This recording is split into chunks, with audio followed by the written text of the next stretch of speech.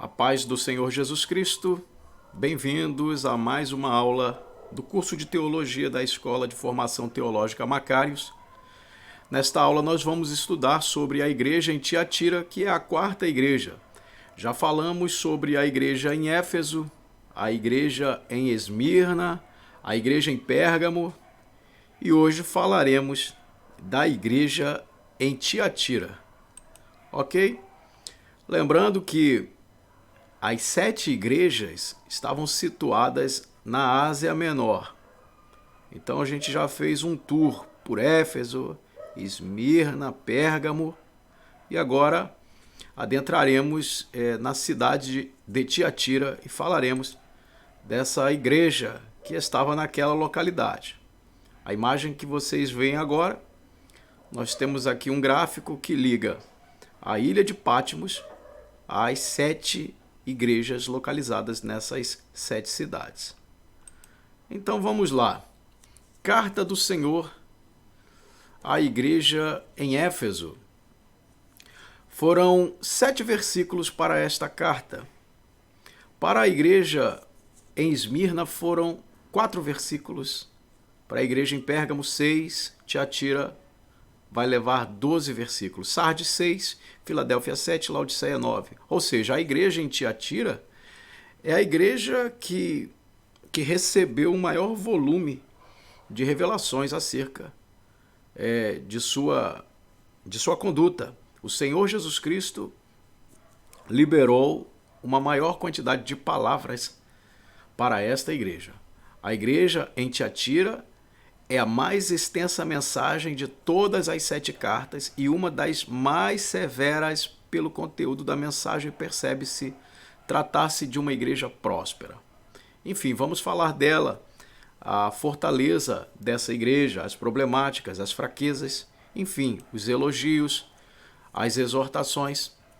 Então, vamos fazer a leitura dos versículos que dizem respeito a esta carta, a esta igreja.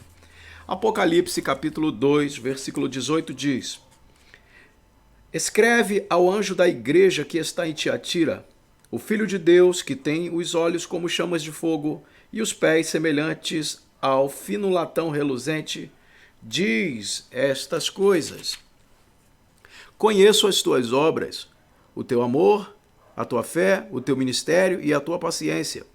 E sou sabedor de que as tuas últimas obras são mais abundantes do que as primeiras. Mas tenho contra ti que toleras aquela mulher, Jezabel, que se diz profetiza, mas ensina e seduz os meus servos à fornicação e a comerem das coisas sacrificadas aos ídolos. Eu dei-lhe tempo para que se arrependesse, mas ela não quer se arrepender da sua fornicação. Eis que eu lançarei num leito de dores. Eu a lançarei num leito de dores. E aos que adulteram com ela, eu os lançarei em grande tribulação, caso não se arrependam das suas obras. E ainda ferirei de mortandade a seus filhos, e todas as igrejas saberão que eu sou aquele que esquadrinha os rins e os corações, e darei a cada um de vós segundo as vossas obras. Digo-vos, porém, a vós, os demais que estão em Tiatira, a todos quanto não têm esta doutrina, os quais não conheceis, como dizem, as profundezas de Satanás, que eu não vos enviarei sobre vós outra carga, mas o que tendes, retende-o até que eu venha. Aquele que vencer e aquele que guardar as minhas obras até o fim, eu darei autoridade sobre as nações, e as regerá com vara de ferro, e elas serão quebrantadas como os vasos de oleiro, porque para isso eu recebi a autoridade de meu Pai. E lhe darei a estrela da manhã. Quem tem ouvidos para ouvir, ouça o que o Espírito diz à igreja. Portanto, essa é a extensa literatura dedicada a essa igreja. Em todas as cartas percebe-se que o apóstolo João se exime de qualquer fato que possa trazer constrangimento a ele ou que venha responsabilizá-lo pelo conteúdo da carta. Por isso, ele sempre faz questão de dizer: isto diz, no caso aqui, em Apocalipse 2,18, para a igreja em Tiatira, isto diz o Filho de Deus, aquele que tem os olhos como chama de fogo e os pés como latão reluzente. Então João usa as características comuns, ou a característica comum dos profetas do Antigo Testamento, quando faziam lembrar, assim diz o Senhor. Ok? Era a marca dos profetas. A expressão assim diz o Senhor deixando claro que a mensagem é divina e não humana. As 7 cartas são exatamente aquilo que o próprio Jesus viu e falou. João foi apenas o escritor da literatura. Vamos fazer aqui uma teologia comparativa, porque você pode notar que para a igreja em Éfeso, o Senhor Jesus Cristo fez uma repreensão, mostrando que eles tinham abandonado o primeiro amor. Ou seja, eles começaram bem e foram regredindo espiritualmente nesse sentimento ágape. Já a igreja em Tiatira foi inversa. A igreja em Tiatira, o Senhor revela que as últimas obras eram maiores que as primeiras. Já a igreja em Éfeso foi o oposto. As últimas obras foram menores que as primeiras. Então a gente pode ver que, apesar de tanta repreensão para a igreja em Tiatira, havia coisas boas nessa igreja, haviam virtudes, afinal é a igreja do Senhor. Para a igreja em Éfeso, o Senhor revelou haver retrocesso nos serviços da igreja. Já para a igreja em Tiatira, o Senhor Jesus viu progresso nos serviços, as últimas obras maiores que as primeiras obras. O versículo 19 é realmente uma sala de muitas graças divinas em Tiatira. Veja bem, a igreja em Tiatira possuía virtudes que muitas igrejas desejam possuir e não conseguem alcançar esse nível: fé, paciência e amor. A igreja em Tiatira, portanto, possuía uma belíssima base espiritual. Então, o que estaria acontecendo com essa igreja, visto que ela recebe tanta repreensão? Você pode ver aqui, no versículo 19, o Senhor Jesus diz: conheço as tuas obras, o teu amor, a tua fé, o teu ministério e a tua paciência, e sou sabedor que as tuas últimas obras são maiores do que as primeiras. Então, olha só, fé, serviço, amor, tudo isso havia na igreja em Tiatira. Todavia, no versículo 20, o Senhor Jesus diz: mas tenho contra ti, ou seja, o Senhor Jesus usa aqui uma conjunção adversativa, a regra gramatical, né? Ok? O Senhor Jesus Cristo usa uma conjunção adversativa designativa de oposição. Por exemplo, José é um crente esforçado, mas muito fraco na fé. Pedro, antes de Pentecostes, era crente prático, mas não era espiritual. Ou seja, essa conjunção é para denotar oposição, para revelar defeitos, para revelar contrastes. Isto é, a igreja tinha virtudes, tinham características positivas. Todavia, porém, entretanto, existiam defeitos grosseiros nessa igreja, defeitos sérios, erros sérios nessa igreja. E o Senhor Jesus não vai deixar passar em branco, ok? Jesus usa a conjunção mas, porque tinha uma censura a fazer à igreja em Tiatira. Qual era a censura? Aos olhos de qualquer crente, a igreja em Tiatira não mereceria censura pelo fato de ela possuir obras crescentes, possuir amor, fé, serviço, paciência.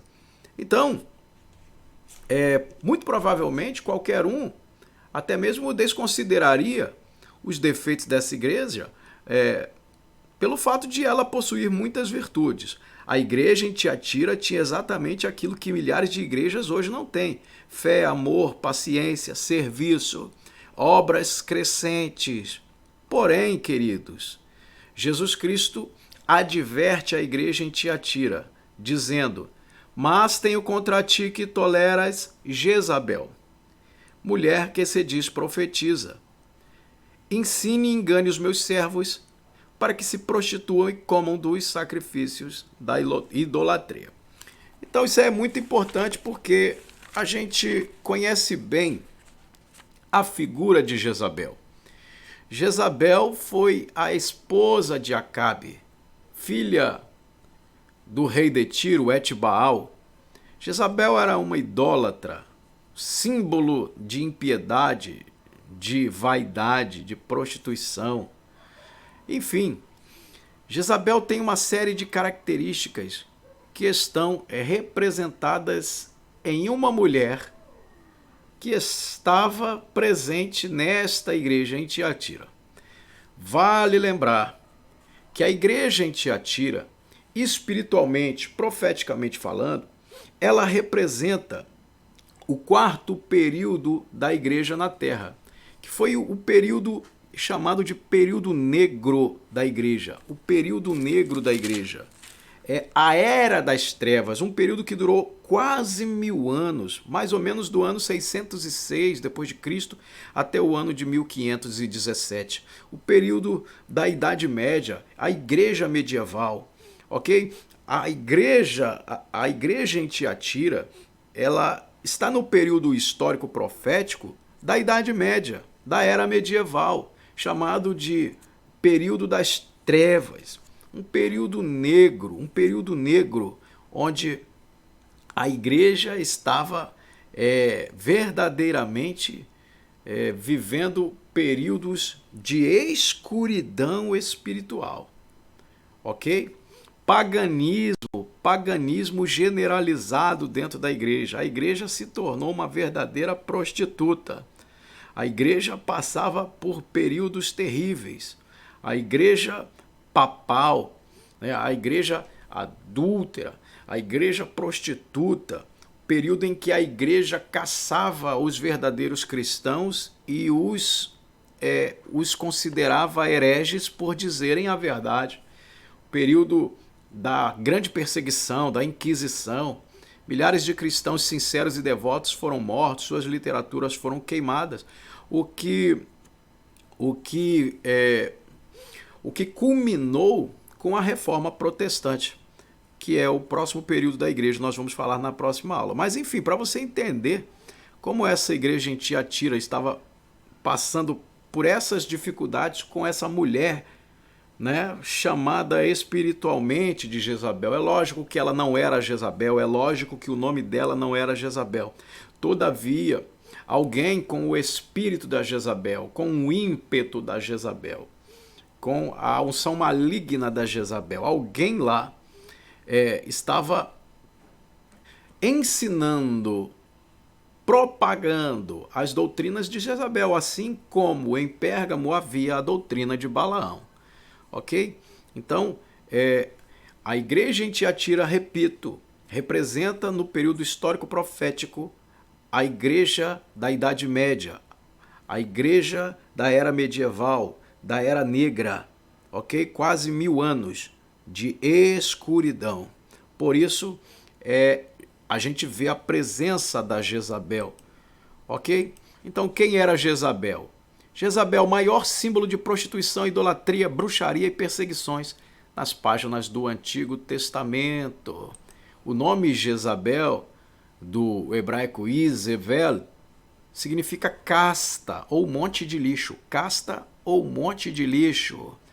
O nosso Senhor Jesus Cristo denunciou o pecado de prostituição entre uma mulher e os membros da igreja em Tiatira.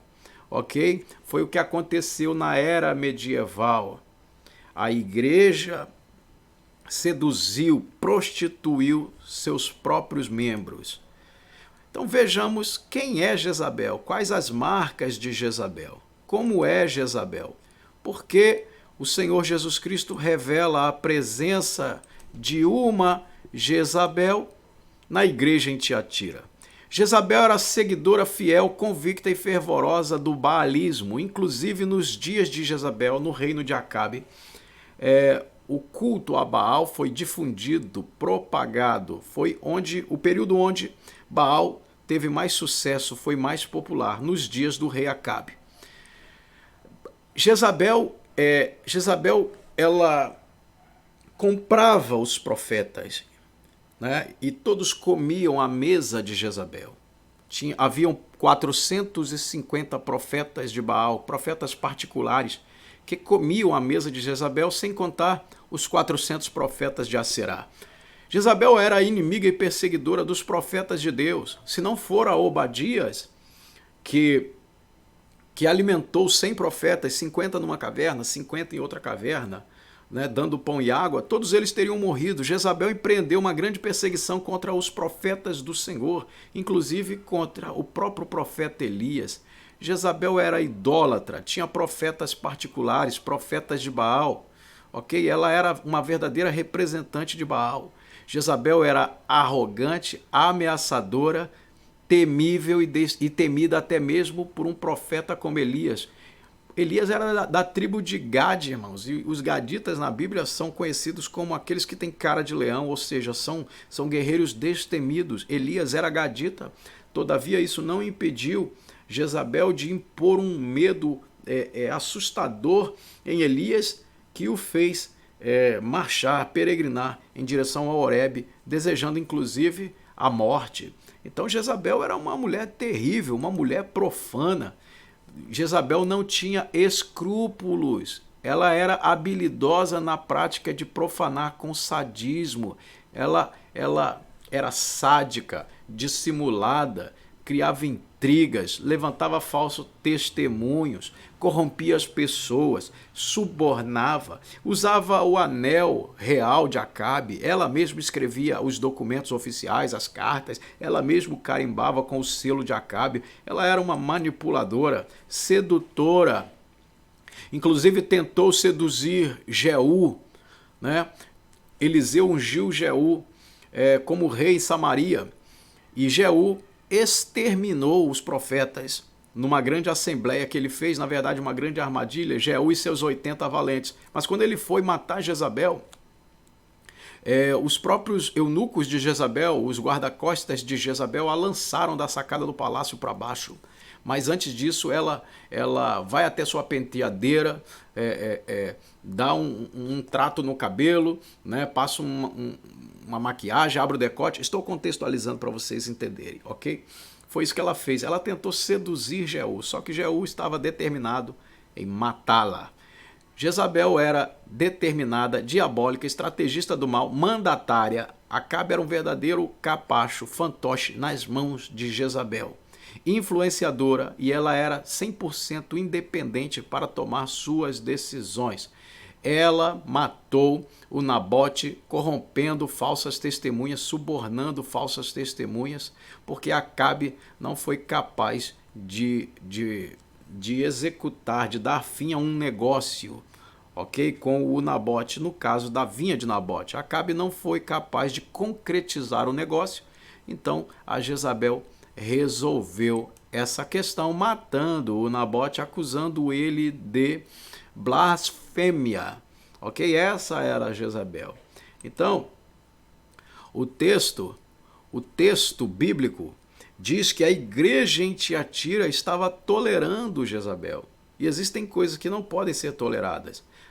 O verbo tolerar do grego que João usa ali, anekontai, deixar passar o que deve ser impedido, consentir. Então a igreja estava deixando passar aquilo que não poderia ser deixado jamais, consentindo com o erro, admitir o que não deve ser admitido, concordar com a discordância. A igreja estava fazendo vista grossa. Toleras, essa era a acusação divina contra o excesso de tolerância diante do pecado, ok? Excesso de tolerância extrapola os limites da liberdade cristã e nós não podemos usar da nossa liberdade para dar vazão à carne. Não podemos confundir a liberdade com a libertinagem. Deus tolera pecadores, mas não o pecado. E o pecado estava sendo tolerado na pessoa dessa mulher que tinha o espírito maligno da Jezabel influenciando-a. Então, apesar de tudo isso que a gente viu aqui, o texto revela que existia ali um remanescente fiel. Existia um remanescente ainda na igreja em Tiatira. São os primeiros reformadores dentro do período histórico, né? Dentro do período histórico profético, como Savonarola, como John Hus, né? Que abriram o caminho para que Lutero viesse a trazer a reforma protestante. Enfim, olha o que a Bíblia diz. Mas a vós digo aos demais em Tiatira, tanto quanto não têm essa doutrina, os quais não conheceram as vacheia, coisas profundas, tou satana, de Satanás, os legusi, dizem, não valor, não jogo F sobre rimás, vós, alô, outra, varós, carga. Então não jogo sobre vocês outra carga. Ou seja, Jesus Cristo está dizendo, a vocês que estão em Tiatira, que não conhecem as profundezas de Satanás, que não estão comprometidos com esse tipo de coisa, eu não vou colocar outra carga sobre vocês. Por quê? Porque já era peso demais congregar numa igreja com a presença de Jezabel. Plem é que ter. Porém, o que tendes, cratesate, guardai, acris, até ou que ego, eu, exo, venha. Então, plin é que te, cratesate, acris, ou ego, ixo, até que eu venha. Então, olha só o que o Senhor Jesus Cristo disse. O Senhor Jesus Cristo revelou. Porém, o que tendes, ou seja, o que vocês têm, guardem. Guardem até que eu venha. Guardem o que vocês têm, ou seja, o que vocês têm de valor, de precioso. Mantenham, guardem, retenham isso até que eu venha. Pergunta. Em tempos de pecados, fraqueza, esfriamento e diferentismo, sempre haverá um remanescente fiel. Pergunta, o que é que o crente tem que guardar até a volta do Senhor Jesus? Ele precisa guardar a sua fé. Guarde a sua fé.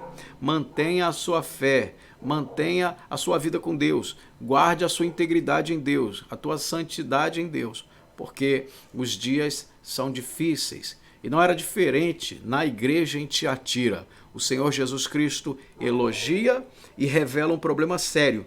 Por isso ele se revela para essa igreja como aquele que tem os olhos como chama de fogo e aquele que tem os pés como latão reluzente, porque Tiatira precisava passar pelo crivo do fogo divino para receber uma purificação, receber um fogo de avivamento, de renovo, que é o que vai acontecer no próximo período da igreja, representado na igreja em Sardes. Concluindo então esta aula, o Senhor Jesus, portanto, viu na igreja em Tiatira aquilo que muitas igrejas gostariam de ter: fé, amor, paciência, serviço e obras crescentes. Mesmo elogiando a igreja, ele a acusou de forma severa porque estava tolerando pecadores e pecados em nível de Jezabel, né? Prostituição, idolatria, alimento consagrado a ídolo, muito semelhante à doutrina de Balaão.